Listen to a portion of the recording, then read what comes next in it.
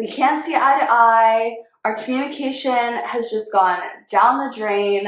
Why is this not working? Hey guys, welcome back to my page, Fearfully and Wonderfully Made.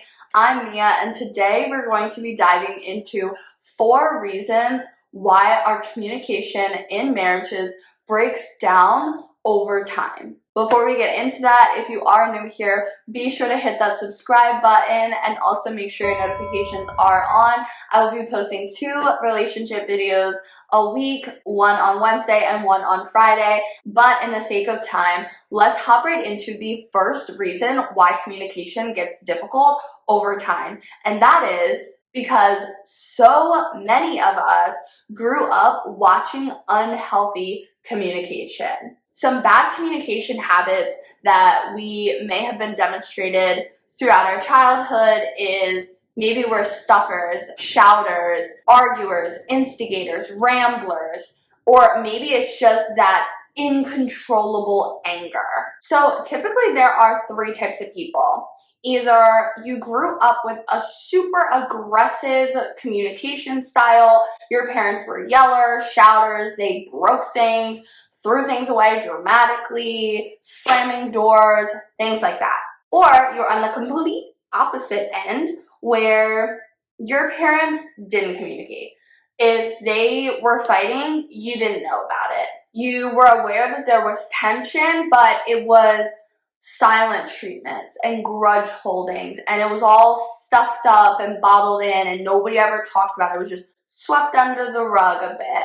Or in the 3rd category, maybe it was just a mix of the 2 or somewhere in between there. With that being said, I do just want to clear up the misconception before we jump in that aggressive or the stuffing communication styles, that one is better than the other.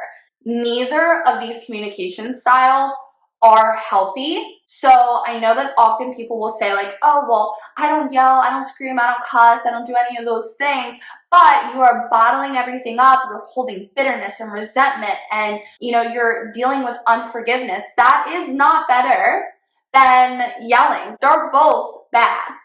With that being said, the second reason that communication breaks down in marriages is because we have different communication styles. For instance, there are people that are very long-winded when they're telling a story. It's more about the journey. It's very long, it's panic inciting. And then there are people that are land the plane. Get to the point. I just want to know what you're talking about, what's the issue, what's going on. This is also something that my husband and I are completely different on. I like to just get to the point. I want to know what we're talking about. I want to know how this ends. My husband is more of the scenic route.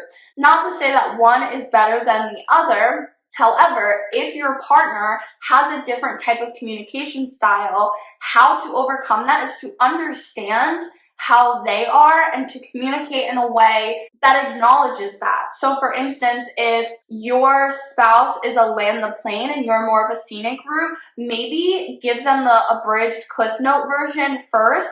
This is what happened, this is how it ends. Now I'm going to tell you all the details and take the next hour of your life in order to communicate everything that I want to share about it, so that you're not worried about how this is going to end when I go up and down and up and down and up and down. Or if your spouse is more of the scenic route, maybe tell them your point and then go into sharing more of the details and the emotions and getting a little bit more into the romanticizing of things just for their benefit, even though for you it doesn't necessarily feel important. What's important to you is your spouse, and that's how they prefer communicating. One of the other types of communication styles that is a little bit different, some people are more factual in that they're only sharing facts, whereas other people are more about their feelings. Again, my husband and I are very opposite in this way. For me, I prefer to stick to the facts. My husband is very emotional in that when he communicates, a lot of things are based on how they make him feel. If that is you and your spouse is a factual person, what is helpful, especially if it's a disagreement, is police reporting. So this is when you are working through something that is an issue that you do just stick to the facts. With that being said, the way that my husband and I have adapted this is when we start off the conversation, it is addressing how I feel, how do you feel, what are the facts, and then after reviewing the facts, recapping. How do I feel now? How do you feel now? How are we going to come together and overcome it? So it kind of adapts both things, whereas the police report is just that middle section of what are the facts. When you're reading through a police report, it's not like she was feeling so sad, so she like sped up. No, there's no mention of how she feels. So when you're going through the police report, it's not about, well, you made me feel this way, and it's you did this, I did this, you did this, I did this, this is what happened, this was bad, this was good, this was not good, this was super bad, and just going through factually and then backing up the conversation at the end with addressing how we feel and how we could overcome those feelings in order to just behave in a more respectful manner with your spouse. There are obviously so many more differences in the way that people communicate, whether that is people that are more timid versus people that are more loud and energetic and outgoing. And whatever they are, please drop down below and let me know the different communication styles that you and your spouse have, or some communication styles that you guys have identified, and maybe we'll do another video just talking through those differences, and also what are some practices that you can do and that you can implement in your relationships in order to respect your boundaries, but also respect the boundaries of your spouse and how you guys can come together in that. But moving on to the third reason that relationships and communication in relationships breaks down is we so often tend to discount the role that stress plays on our communication.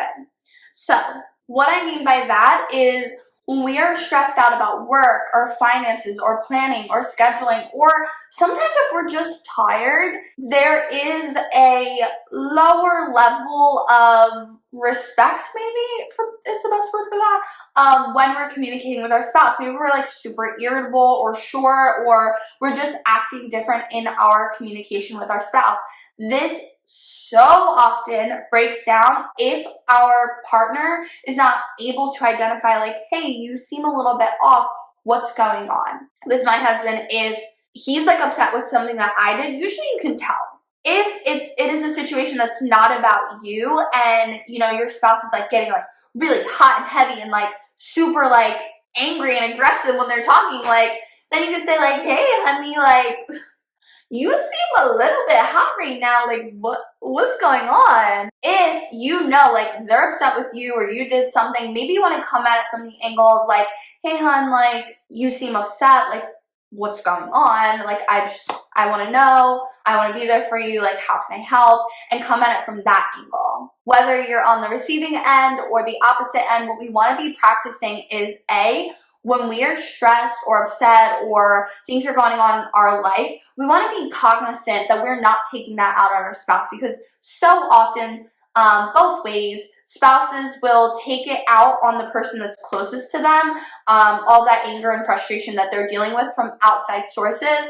But B, if you're the person who's receiving this attitude, you want to just be cognizant of what your spouse is going through, and maybe just hearing through their tone and how they're delivering a message, and just trying to hear what's their heart, what are they trying to communicate to me, and addressing the tone and the issues at a later point. Like, hey, I'm really happy that you shared with me how you were feeling. I didn't necessarily like the tone and how you were speaking to me. I understand that you were frustrated. I would just appreciate if you spoke to me a little bit more respectfully in the future, even when you are frustrated. And that's something that you guys can work on and work through, but not something that becomes a fight when you are sharing something with your spouse. Because what happens is if you start fighting because they shared something with you, that's where you guys start building those resentments, and there's that divide between you and your partner, because they don't want to share things with you about how they're feeling if you're going to be like constantly insulting them and criticizing them on their tone and their delivery and things like that in the heat of the moment.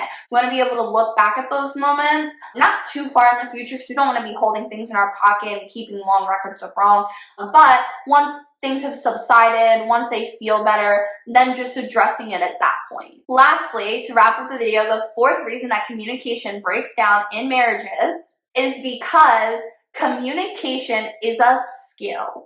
This is a developed skill that we need to be working on over time. However, most people look at communication as a wing it situation. We are not necessarily resourcing ourselves or equipping ourselves or practicing different speech patterns. We pretty much just adapt what we hear on TV or at work or how people are speaking around us, and we're not very cognizant of watching our tongue and guarding our words and being slow to speak. We are reflections of Christ. The way that we speak, the things that we say should be reflective of our belief system. So with that being said, we shouldn't sound like the world. We should sound like everybody else. We should have a different tone, have a different speech pattern. Our actions, things like that should be different, and that is something that is worked on. That is why the Bible says we should be meditating on the word day and night, that we should be, keeping watch of ourselves over our tongue, that we should be, guarding our lips, because our tongue has the power of life and death, and is so important in relationships that communication is something that is worked on. It's not just something that's seen as like a backseat, it is what it is. It's not something to wing. If there's an issue with communication in your marriage, it is something that needs to be practiced. It is something that's going to take time. If you're going to practice, for instance, I statements, instead of saying you, instead you're going to practice I feel X, Y, and Z when this happened, or something along those lines. It is something that takes practice. However, just like everything else, the more you practice something, the more natural it becomes, and then you rid yourself of sounding and communicating like the world, like everybody else, and in hostile ways, and that is what will help improve communication in your marriage. So my challenge for you guys is, if you have different communication styles, kind of try and identify what are your different communication styles, and identify how you can adapt the way that you communicate in a way that will be helpful and beneficial to your marriage and to your spouse. I'm really excited to hear what are some different communication styles that you and your partner have, but also if you're looking for some advice on that, definitely drop down below in the comment section. Let me know what your different communication styles are, or if you have some communication styles that are different and you guys have found something that works. Definitely drop down below and share that with all of us. That would be very helpful. In addition to that, I feel like one of the biggest practices to take away from this video is stress. I say this because at our marriage retreat, one of the biggest things that people voted for as a breakdown in communication is fatigue. So stress, fatigue, just stuff that's going on in your life, it really does play a very big role in communication.